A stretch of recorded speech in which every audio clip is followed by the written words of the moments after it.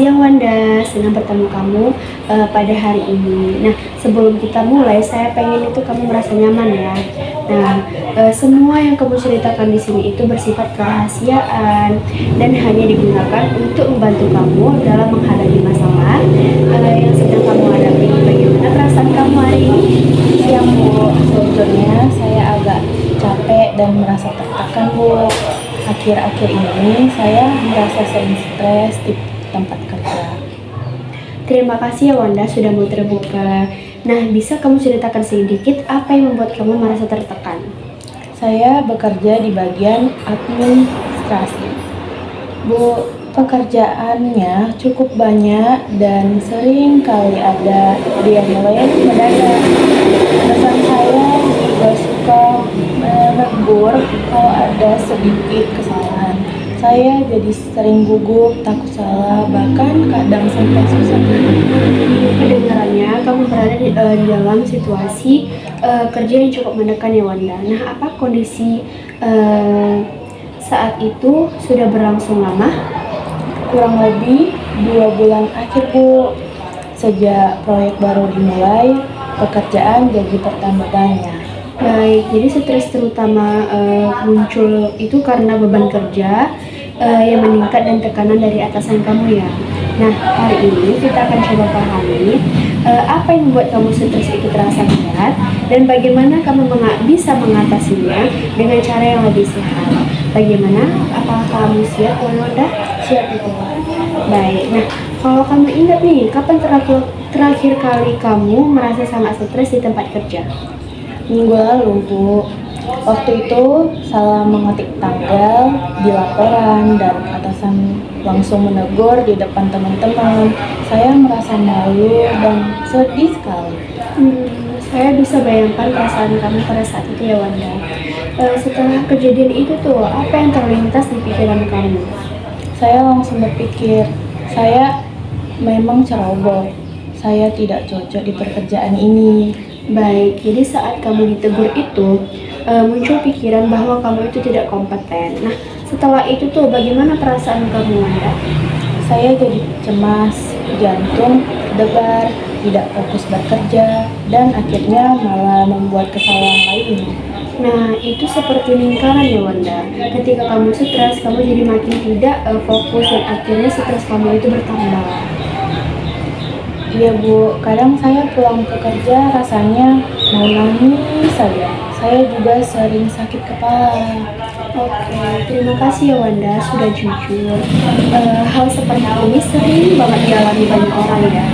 Terutama kalau tekanan kerja tinggi, apalagi dia ditegur sama atasan. Nah, tapi itu penting untuk kita pahami bahwa seringkali stres itu bukan hanya karena situasi, tapi juga karena cara kita memaknai situasi tersebut.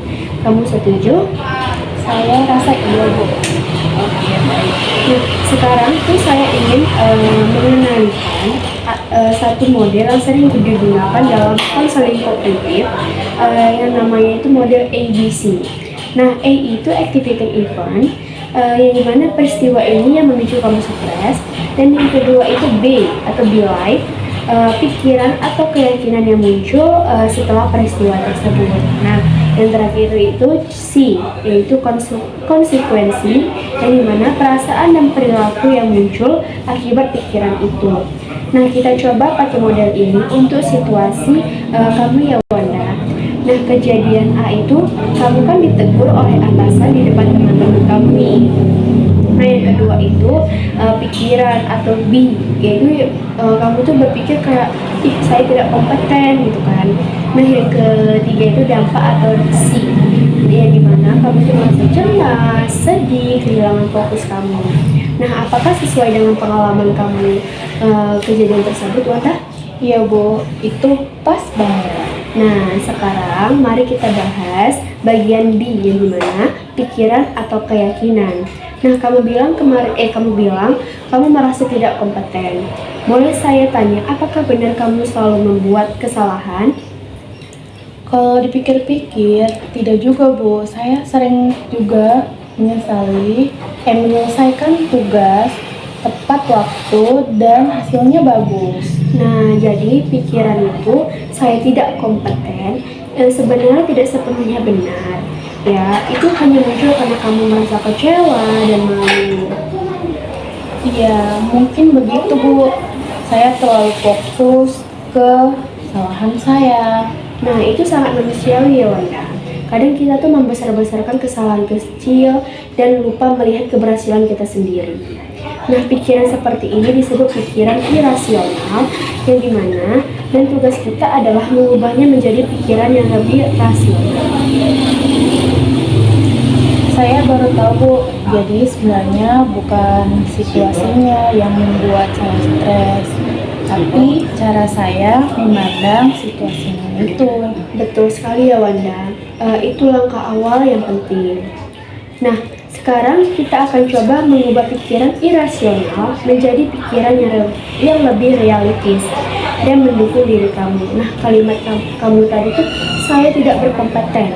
Jadi, menurutmu versi yang lebih realistis dari kalimat itu seperti apa Wanda? Mungkin saya memang sempat salah, tapi saya bisa memperbaikinya.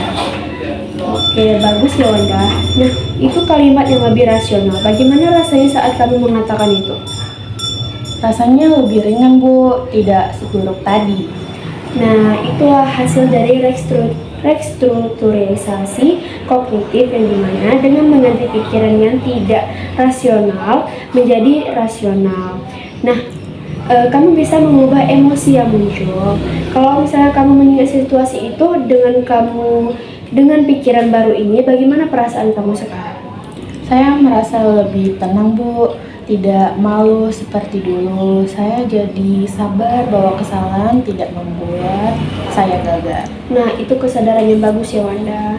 Sekarang saya ingin kamu menuliskan di buku kecil atau HP di catatan kamu setiap kali kamu merasa stres. Yang pertama itu situasi yang terjadi, yang kedua pikiran otomatis yang muncul, yang ketiga itu perasaan kamu, dan yang keempat itu pikiran baru yang lebih rasional. Nah, kita sebut ini catatan pikiran harian ya. Minggu depan kamu bisa tunjukkan hasilnya agar kita bisa bahas bersama. Baik Bu, saya rasa itu bisa membantu saya menyadari pola pikir saya. Nah, selain itu, kamu bisa coba latihan pernapasan sederhana saat merasa tegang. Tarik nafas dalam, tahan sebentar, dan lalu hembuskan perlahan. Karena itu bisa membuat kamu menurunkan ketegangan fisik akibat stres.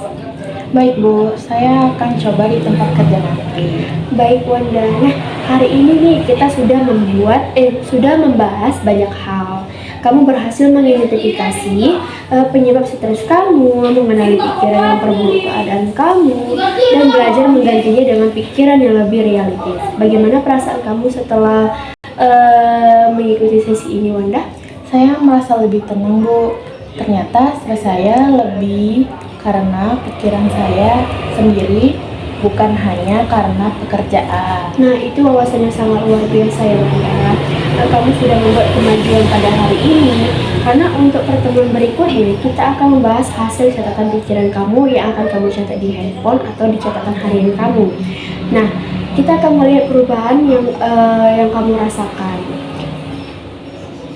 Terima kasih banyak Bu Novia. Saya merasa lebih optimis sekarang. Sama-sama Wanda, nah saya senang bisa membantu kamu pada hari ini. Ingat ya Wanda, tidak apa-apa merasa lelah, tetapi jangan biarkan pikiran negatif itu menguasai pikiran kamu. Nah, kamu mampu melewatinya. Terima kasih Bu, sampai jumpa minggu depan. Sampai jumpa Wanda, semangat terus ya menjalani hari-hari ke depannya. Baik Bu.